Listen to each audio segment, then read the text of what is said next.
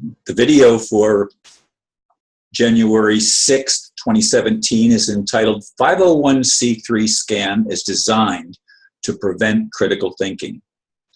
I'm glad I became a free thinker early in my life. I was an avid reader, and when my authorities told me not to believe something, it made me want to investigate it.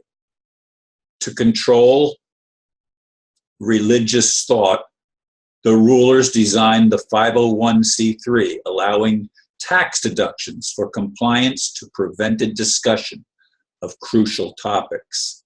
Religious leaders went right along, stopping anyone who encouraged exploration and critical thinking.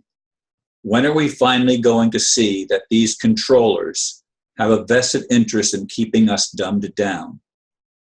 As was said long ago, you shall know the truth, and the truth shall set you free. Yeah, as I've been saying in recent videos over the past couple of weeks, I've been doing a lot of introspection. And earlier this year, I had made a request of the church that I was attending, which was Unity, to be able to resume the discussion groups that I used to have regularly. Of course, when I lost my home, I lost the ability to have those discussion groups, which were actually lost a couple years before that because of my family moving in with me for a little over 2 years. In any case, the 501c3 was the reason why I was told that I was not going to be able to have discussion groups unless I would promise that the subject of politics would never enter into any of the discussions, which, as you know, for me, politics and spirituality are the most important subjects of all. This year, after I came back from Australia, I began attending a United Methodist church, and I'm very good friends with Tom Pope, the minister. He's been a pope all of his life.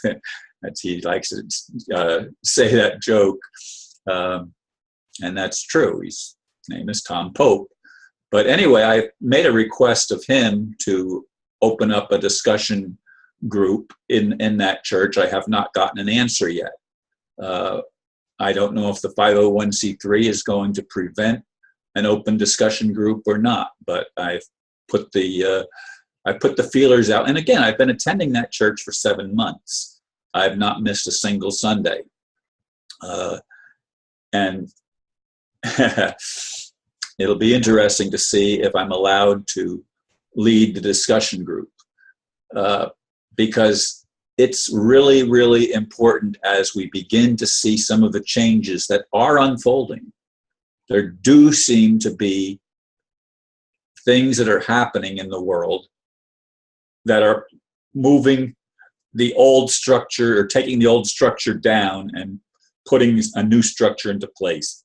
I don't pretend to know how that's going to all be accomplished, but I do see signs moving in that direction.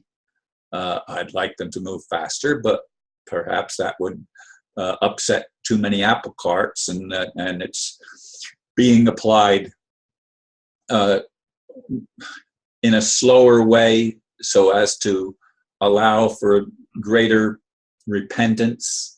But I'm not sure some of the people that have been entrenched in this fake system of lies and control are ever going to, or at least not for a long time, are they going to back down from their adamant position of being unable to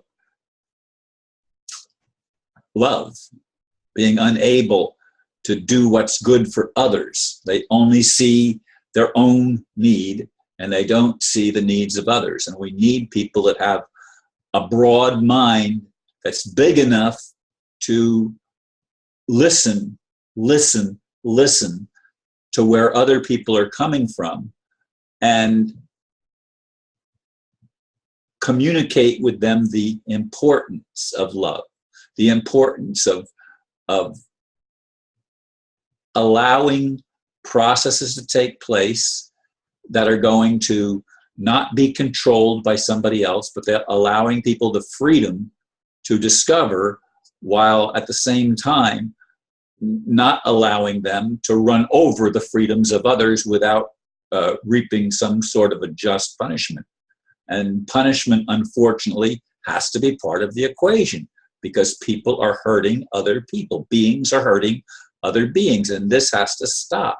This has to be remedied. And all of my life, as I've said so many times, I've wanted to see this kingdom of heaven manifest in physical reality on earth, not when I die in the sweet by and by, but in my lifetime. That's been the whole drive, the whole goal, the whole ambition, if you will, of my entire life. I felt it was a divine mission that I've been on since I was a kid. And as I've said so many times, my parents gave me to God before they even got married. And I was born 9 months and 4 days after that marriage. So anyway, folks, I encourage you to think outside the box, to explore things. And if it's something is approved by the mainstream media, chances are it's not reliable information, because the mainstream media has built, or the mainstream, not just the media is just part of it, but the mainstream has built a complex of errors and a complex of lies that if we keep going by what it says, we'll never be free, because we'll never be able to determine the truth. And the truth is, love is the only way. Again, I hate to keep coming back to that, but as I meditate, that's the only answer that I see. It's the only thing that I see that's going to work. And how we're going to accomplish it, I don't know. As I remember my parents telling me, I don't remember what the context was, but I replied, well, that's God's business. and it is. It's up to the Creator to work with creation to help us rise up to what I believe our destiny has been all along. And I'm just disappointed that it's taken so long, and it's so long to get there, and it's been such a difficult ride. Anyway, I'm not going to prolong this anymore. I thank you for listening. I appreciate your continued support in listening to me, and pray that some of the things that possibly are going to be opening up for me will work out for good, and the changes that I've been needing in my life for some time will begin to come to pass. Thank you again. Namaste.